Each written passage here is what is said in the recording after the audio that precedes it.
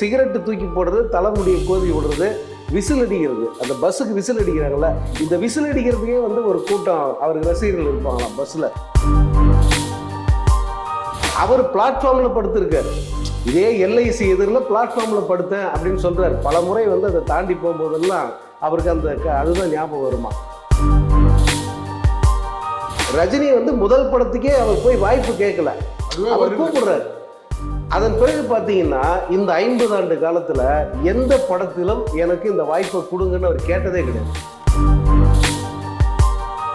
அவரை வந்து தர லோக்கில் கொண்டு வந்தது யாருன்னா பாரதி ராஜா தான். அந்த 16 வயது நிலை பரட்டுன்ற ஒரு பாத்திரம் அவரை வந்து பட்டி தொட்டியெல்லாம் சேர்த்துருச்சு.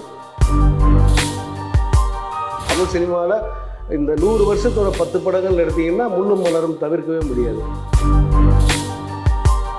மகேந்திரன், ரஜினி 2 பேரும் நீங்கள் பக்கத்தில் நிற்க வச்சு அது 2 பேரும் பேசும்போது பார்த்தீங்கன்னா இவரை பார்த்து அவரு அப்படி மாறிட்டாரா அல்லது அவர்கிட்ட இருந்து இவருக்கு அந்த மேனரிசம் தொத்திருச்சா அப்படின்னு ஆச்சரியப்படுங்க. 2 பேரும் ஒரே மாதிரி இருக்கும் பாடி லாங்குவேஜ்.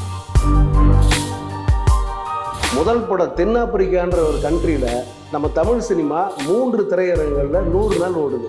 இந்த சந்திரமுகி தான் தமிழ் வருஷம் திரைகள். தர்மத்தின் தலைவன், குரு சிஷ்யன்லாம் வெறும் 28 நாளில் எடுத்த படம் தான். யாராவது நம்புவாங்களா? 200 நாள் ஓடுது. ரொம்ப சப்டலான ஒரு கேரக்டரு. இதெல்லாம் ரஜினி பண்ணுவாரா அப்படின்னு கேட்குற மாதிரியான ஒரு பாத்திரம் அது. 2 படமும் ஒரே நாள் ரிலீஸ் ஆகுது. இந்த வீடியோவை உங்களுக்கு வழங்குபவர்கள் பேசஸ் pay, secure digital payments with multiple features and great success rate.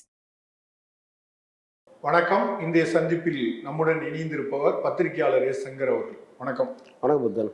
Rajini 50 அப்படின்னு சொல்லி நம்ம தொடர்ந்து ஒரு ஆண்டுகளுக்கு மேலாக வீடியோ பேசிகிட்டே வந்திருக்கோம். அவருடைய அனைத்து சினிமாக்களை பற்றி நீங்கள் விரிவாக தகவல் சொல்லியிருக்கீங்க.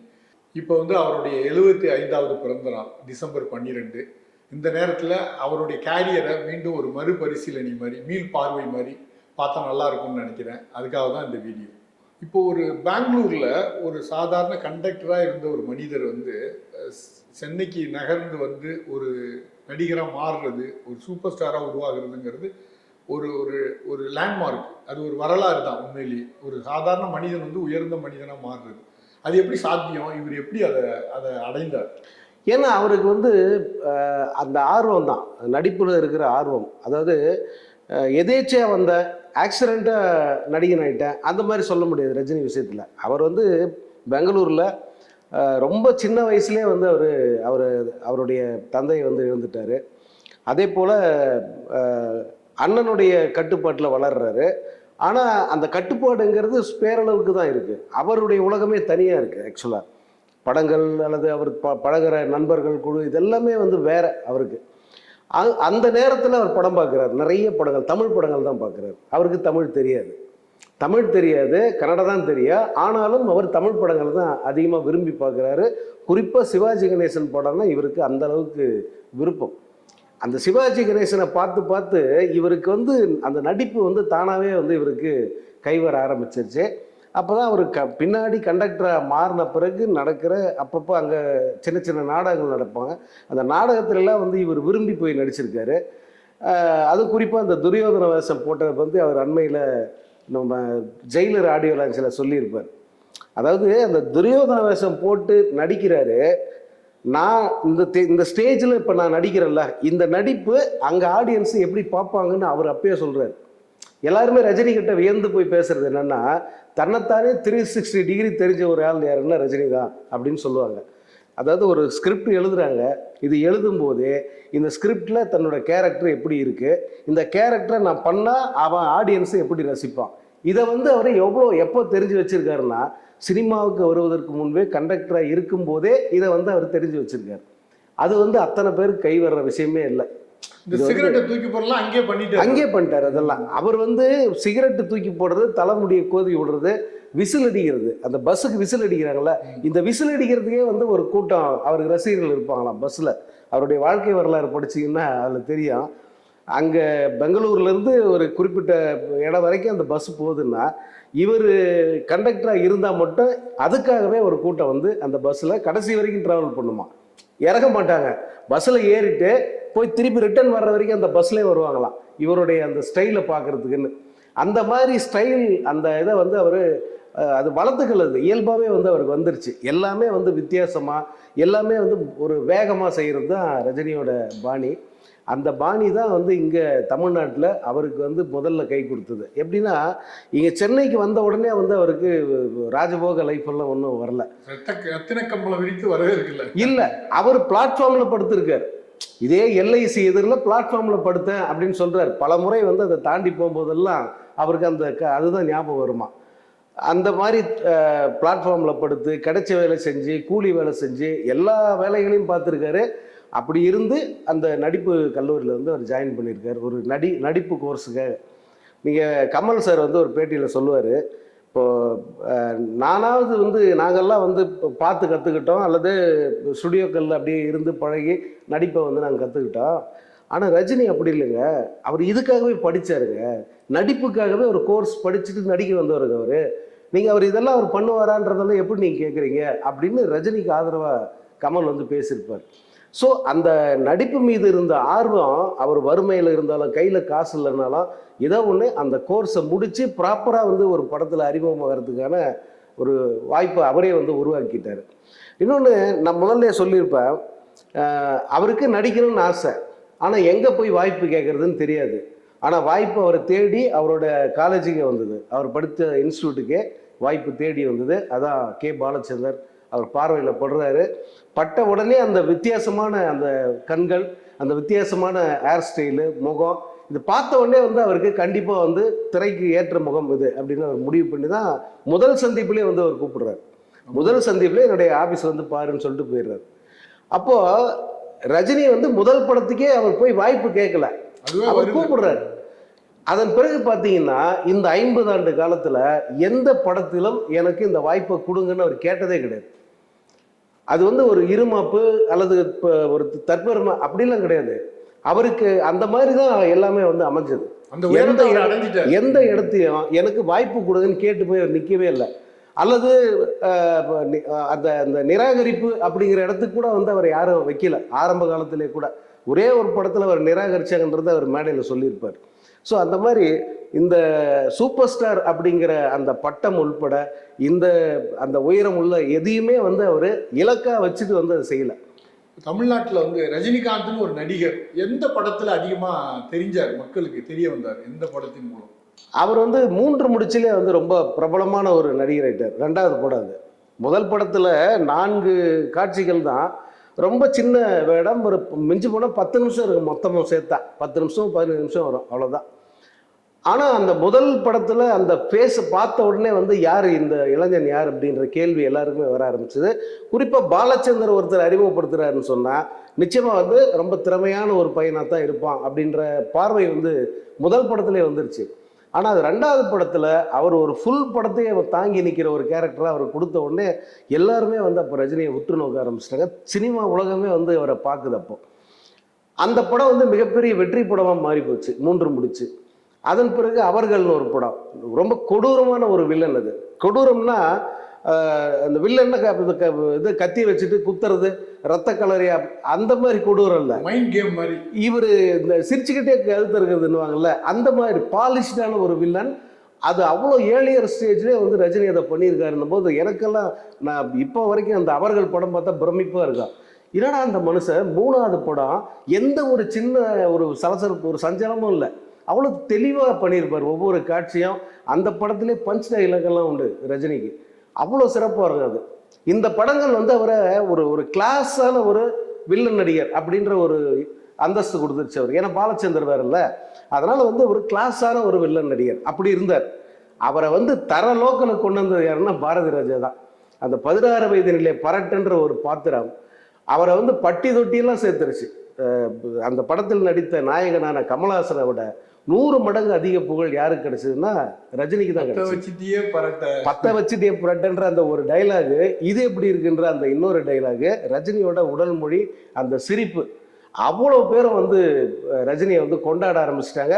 இவர் வெறுமனே வில்லனுக்கான ஆள் கிடையாது, இவர் அதுக்கு மேலே ஸ்டஃபுல் ஆள் அப்படிங்கிறத இந்த 16 வயதுல ஒரு 5 சீன்ல அவர் நிரூபிச்சிட்டார். இந்த 16 வயதுல எப்படி முக்கியமான ஒரு படமோ அதே மாதிரி பைரவி, முள்ளும் மலரும், ஆமாம், இது 2 படம் லைஃப்ல முக்கியமான ஒரு மிக முக்கியமான படங்கள். ஏன்னா பைரவியில் வந்து ஆக்சுவலாக இன்னைக்கு பைரவி டைட்டில் பார்த்தீங்கன்னா அதில் முதல் பேர் ஸ்ரீகாந்த்னு தான் வரும். இப்போ கதாநாயகன் பேர் தானே முதல்ல போடுவாங்க. ஆனால் கதைப்படி வந்து அவர் வில்லன், அவர் ஸ்ரீகாந்த் வில்லன், ரஜினி தான் வந்து ஹீரோ, ரஜினி தான் வந்து நாயகன், கதையின் நாயகன். ஆனால் ரஜினி பேரை 2வது தான் போடுவாங்க. ஏன்னா அன்னைக்கு ஸ்ரீகாந்துக்கு அவ்வளோ பெரிய ஸ்டேட்டஸ் இருந்தது, பெரிய நடிகர், வில்லனாக நடித்தாலும் பெரிய நடிகர்ன்றதுனால முதல்ல அவர் பேரை போட்டாங்க, அடுத்து ரஜினி பேரை போட்டாங்க. அந்த படம் வந்து உண்மையிலே அவருக்கு மிகப்பெரிய திருப்பு முனை.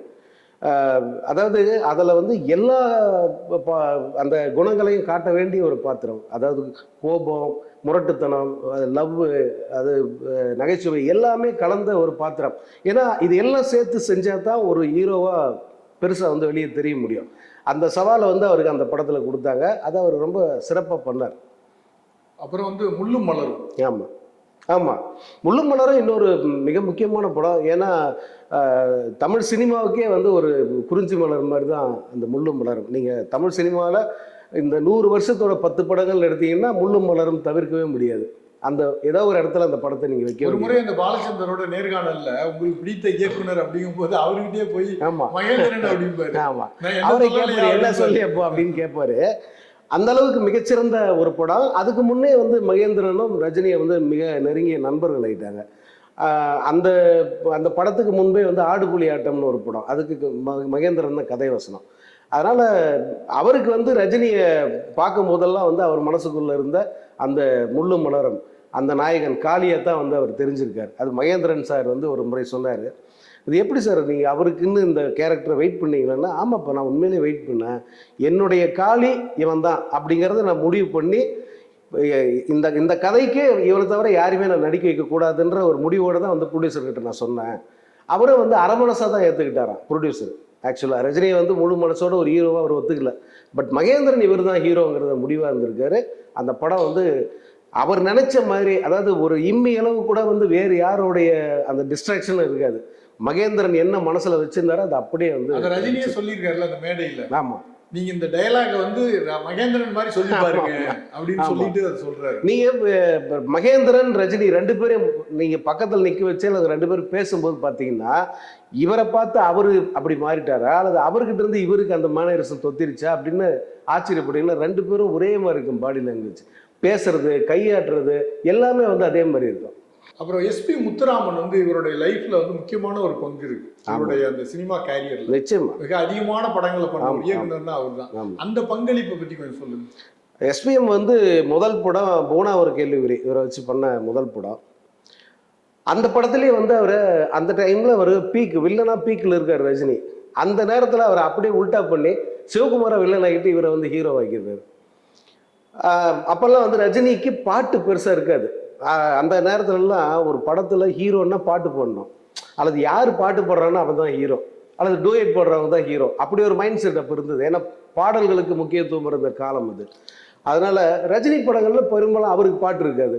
அது எல்லாருக்குமே ஏமாற்றமாக இருக்கும். அதுவும் இந்த இளமை முதலீடு படத்துலலாம் அவ்வளோ பாட்டு இருக்கு, ரஜினிக்கு ஒரு பாட்டு கூட கொடுக்கலையடா, எவ்வளோ பிரமாதமாக நடிக்கிறாரு, இப்படியெல்லாம் பேசிக்கிட்டு இருந்த காலம் அது.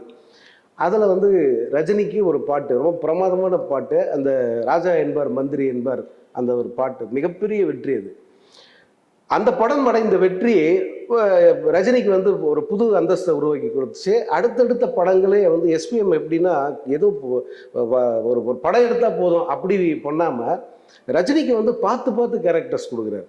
இந்த படம் போனா ஒரு கேள்வி இப்படி. அதுக்கு அடுத்து பார்த்தீங்கன்னா முரட்டுக்காலை ஏவிஎம்முக்காக ஒரு பெரிய படம், மிகப்பெரிய ஒரு வெற்றி படம். அது இண்டஸ்ட்ரி ஹிட்னு சொல்றாங்கல்ல, அந்த இண்டஸ்ட்ரி ஹிட் அந்த படம். ஒரு கேப்புக்கு அப்புறம் படம் எடுக்க வராங்க ஏவிஎம், அவங்களுக்கு வந்து மிகப்பெரிய வெற்றியாகவும் மிகப்பெரிய லாபமாகவும் அந்த படம் அமைஞ்சது. அதில் ரஜினியை ஒரு கிராமத்து ஒரு காளையனா காட்டியிருப்பார். அதுக்கு அந்த காலகட்டத்தில் அதுக்கு முன்னதான் இந்த 6ல் 60 வரை அந்த படத்தில் வந்து ரஜினியை வந்து ஒரு பண்பட்ட நடிகனாக காட்டியிருப்பார். அப்போ தான் இந்த கமலை வச்சு வந்து இதில் ஏவிஎம்மில் ஒரு படம் பண்ணுறாங்க, சகலகலா வல்லவன் ஒரு படம். இந்த சகலகலா வல்லவன் வந்து கமல் கிட்ட இருக்கிற அத்தனை திறமையும் காட்டுற மாதிரி ஒரு பக்கா கமர்ஷியல் படமாக எடுக்கிறாங்க. Happy new year. ஆமாம், ஏன்னா கமல் ஆக்சுவலாக அந்த கிளாஸாக நடிக்கக்கூடிய ஆள், அவரை வந்து மாஸாக காட்டுறதுக்காக இப்படி ஒரு படம் ஏவிஎம்க்கு பண்ணிக்கிட்டு இருக்காரு. அதே நேரம் சைமல்டேனியஸாக இன்னொரு படம் பண்ணுறாரு, அது வந்து எங்கேயோ கேட்ட குரல். அதில் ரஜினி ஹீரோ.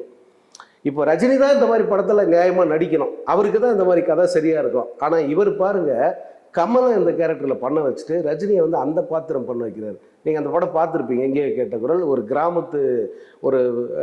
கிராமத்து இளைஞன் தன்னுடைய சொந்தக்கார பொண்ணை கல்யாணம் பண்ணிக்கிறாரு. அந்த பொண்ணு வந்து இவர் மேலே பெரிய ஒட்டுதலாக இல்லாமல் ஒரு கட்டத்தில் இவர் பிரிஞ்சு போயிடும். அப்புறமா அவங்களுடைய தங்கையை கல்யாணம் பண்ணிக்கிறாரு. அந்த பிரிஞ்சு போன மனைவி வந்து மனம் திரும்ப வந்து அந்த ஊர்லேயே ஒதுக்குப்புறமாக வாழ்கிறாங்க. அவங்கள இவர் ஏற்றுக்கிட்டாரா இல்லையாங்கிறது தான் அந்த படம். ரொம்ப சப்டிலான ஒரு கேரக்டரு. இதெல்லாம் ரஜினி பண்ணுவாரா அப்படின்னு கேட்குற மாதிரியான ஒரு பாத்திரம் அது. 2 படமும் ஒரே நாள் ரிலீஸ் ஆகுது. அதாவது இந்த பக்கம் சகலகலாவலன், இங்கே 2 ஒரே நாள் ரிலீஸ் ஆகுது. இந்த படம் மிகப்பெரிய வெற்றி. அதாவது சில்வர் ஜூப்ளி படம், கமர்ஷியலாக வந்து தாறுமாறான ஹிட்டு, ஒரு இண்டஸ்ட்ரி ஹிட் அந்த படம். அந்த பக்கம் எங்கேயோ கேட்ட குரல் அமைதியாக ரிலீஸ் ஆகுது, எந்த ஆர்ப்பாட்டமும் இல்லாத ரிலீஸ் ஆகுது. அந்த படத்துக்கு வந்து அமோக ஆதரவு, கமர்ஷியலாக பெரிய வெற்றி படம். அந்த படமும் 100 நாள் படமாக அமைஞ்சுது. நான் அப்போ தான் எஸ்பிஎம் பார்க்கும்போதெல்லாம் எனக்கு வந்து வியப்பாக தான் இருக்கும். சார் எப்படி சார் இதை பண்ணீங்க? இந்த பக்கம் சகலகலாவலன் பண்ணுறீங்க, அங்கே போய் எங்கேயோ கேட்ட குரல் பண்ணுறீங்க, எப்படி சார் இது சாத்தியம்னா, அது வந்து எனக்கு நல்ல ரைட்டர்ஸ் அமைச்சிட்டாங்க. என் டீம் வந்து அந்த மாதிரி எந்த இடத்துலையுமே தன்னை உயர்வா அவர் சொல்லி காரணம் அப்படின்னு சொல்றது. அதான் சொல்றாரு, எனக்கு அந்த மாதிரி டீம் அமைஞ்சிரு சங்கர். இந்த ஏவிஎம்னு அது என்னோட சொந்த வீடு மாதிரி, நான் கேட்குறதெல்லாம் அங்கே கிடைக்கும். அந்த பக்கம் வந்து பஞ்சரண போடாது யார், இப்போ எங்கே பஞ்சரணாச்சலம் படம். எனக்கு வந்து ரைட்டர்ஸில் எந்த ஒரு பிரச்சனையுமே கிடையாது. 2 படத்துக்கும் அவர் தான் ரைட்ரு.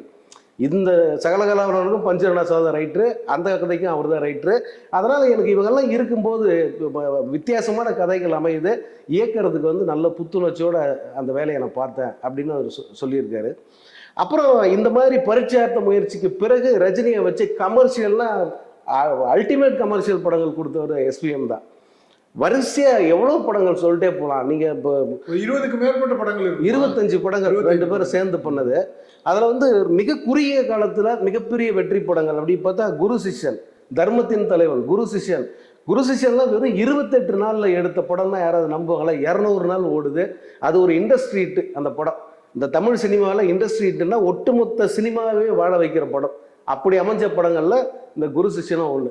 நீங்கள் எஸ்பிஎம் ரஜினிகாந்த் 2 பேரும் இணைந்த 25 படங்கள் எடுத்தீங்கன்னா அதில் குறைஞ்சபட்சம் ஒரு 5 படமாவது இண்டஸ்ட்ரி ஹிட்டாக இருக்கும். அவ்வளோ பெரிய வெற்றி படங்கள் கொடுத்துருக்காங்க. 90களுக்கு பிறகு வந்து புதுமுக இயக்குநர்களோட அவர் கைகோர்க்கு. ஆமாம், 90கள் ஒரு 2000 சொல்லலாமா? 2000 பாண்டியன், அதாவது பாண்டியன் தான் எஸ்பிஎம்மும் ரஜினியும் இணைஞ்ச கடைசி படம். அதன் பிறகு வந்து அன்றைய காலகட்டத்தில் லைம் லைட்ல இருந்த டைரக்டர் யாரு, அவங்க கூட படம் பண்ண ஆரம்பிச்சாங்க. உதயகுமார், ஆமா, இது மாதிரி இயக்குனர்கள் பி வாசு. ஆமா ஆமா ஆமா. அப்புறம் சங்கர் வர்றாரு. ஆமா, 2000க்கு பிறகு இதெல்லாம். 2000க்கு பிறகு அதுல முக்கியமான ஒரு குறிப்பிடத்தக்க வெற்றின்னு என்ன சொல்லலாம்?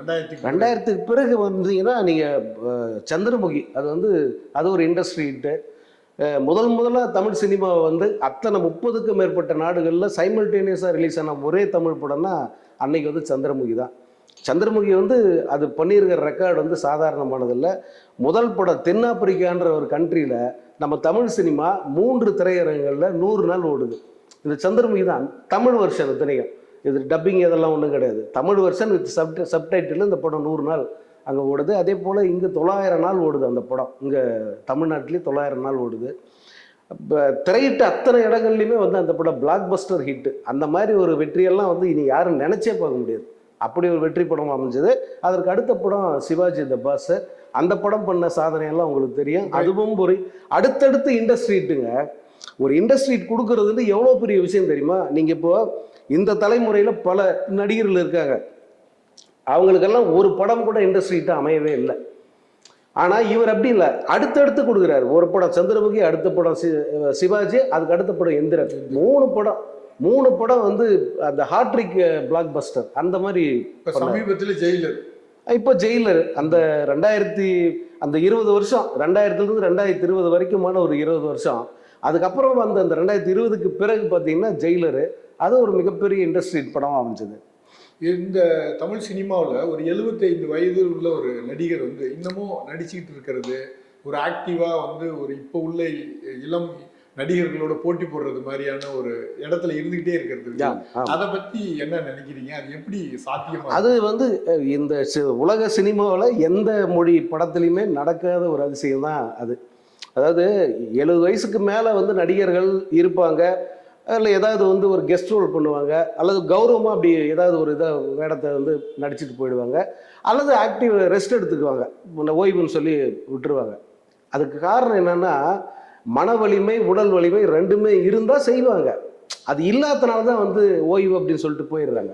பல நடிகர்கள் அப்படி. இப்போ சிவாஜி எல்லாம் பார்த்தீங்கன்னா அவர் வந்து ஒரு குறிப்பிட்ட இதுக்கு மேலே வந்து அவரால் நடிக்க முடியல, ஏன்னா உடல்நிலை இடம் தரல, என்னால் வந்து முடியல அப்படின்னு சொல்லிட்டு ஒதுங்கிட்டார். அவரை வந்து ஹானர் பண்ணுங்கிறதுக்காக தான் படையப்பாவில் கொண்டாந்து நடிக்க வச்சார் ரஜினி. மற்றபடி சும்மா நீங்கள் வந்தால் போதும், நீங்கள் வந்தால் மட்டும் போதும், அதுக்கு ₹1 கோடி இருந்தாங்க அப்படி கொடுத்தவர் ரஜினி. ஆனால் இவரை பொறுத்த வரைக்கும் இந்த வயசில் அந்த உடம்பும் மனசும் வந்து அவருக்கு அவ்வளோ சப்போர்ட் பண்ணுது. அதுதான் ஆச்சரியம். அதனால தான் வந்து அவரால் இன்னும் தொடர்ச்சியாக வந்து ஹீரோவாக, அதுவும் ஆக்ஷன் ஹீரோவாகவே நடிச்சுக்கிட்டு இருக்காரு. இப்பயும் வந்து 7 படங்கள் அவருக்காக வரிசையில் நிற்கிது. 7 படங்கள், அதில் 5 படம் கன்ஃபார்மாக தெரியும், இன்னும் 2 படம் நடிக்க போகிறாருன்றாங்க. அதனால் இது 7மே சாதாரண பட்ஜெட் இல்லை, எல்லாமே மெகா பட்ஜெட் படங்கள். எல்லாம் 500 கோடி 600 கோடி, ஒரு படம் 800 கோடி பட்ஜெட்டுன்னு சொல்கிறாங்க. ஸோ அதெல்லாம் வந்து எந்த மொழியிலும், உலகில் எந்த மொழி சினிமாவிலும் சாத்தியமே இல்லாத ஒரு விஷயம் ரஜினி பண்ணிக்கிட்டு இருக்கிறது. அந்த வகையில் உண்மையிலே ஒரு அதிசய பிறகு தான். அவருடைய 75வது பிறந்த நாளில் உங்களுடைய வாழ்த்து செய்தியா என்ன நீங்க சொல்ல விரும்புறீங்க? நம்ம வாழ்த்துன்னு என்ன சொல்றது, அவர் வந்து இன்னும் இந்த 100 வருஷமா அவர் நடிச்சுக்கிட்டே இருந்தா கூட வந்து திகட்டாத ஒரு விஷயம் அதுதான். ரஜினி நடிப்புங்கிறது இன்னும் ஒரு 100 ஆண்டுகள் அவர் நடிச்சுக்கிட்டே இருந்தா கூட திகட்டாது. அந்த மாதிரியான ஒரு அதிசயம் அவர் வந்து இன்னும் நீண்ட ஆரோக்கியத்தோட, இன்னும் நீண்ட மன வலிமையோட இன்னும் நிறைய படங்கள் நடிக்கணும். ரசிகர்கள் வந்து அவரை பார்த்தாலே உற்சாகம் ரசிகர்களுக்கு வந்துடுது. அது யாருமே அதை தர முடியாது. அதுவே பெரிய விஷயம். அந்த உற்சாகத்தை அவர் ரசிகர்களுக்கு கொடுத்துக்கிட்டே இருக்கணுங்கிறது தான் நம்முடைய வேண்டுதல். அவரை நம்ம வாழ்த்துறதுக்கு என்ன இருக்கு, நம்ம வேண்டுதல் தான் அவர் நல்லா இருக்கணும், அவ்வளோதான். மீண்டும் பேசுவோம். நன்றி, வணக்கம். வணக்கம். இந்த வீடியோ உங்களுக்கு பிடிச்சிருந்தா லைக் பண்ணுங்க, ஷேர் பண்ணுங்க, கமெண்ட் பண்ணுங்க. மறக்காம OH சினிமா சேனலுக்கு சப்ஸ்கிரைப் பண்ணுங்க.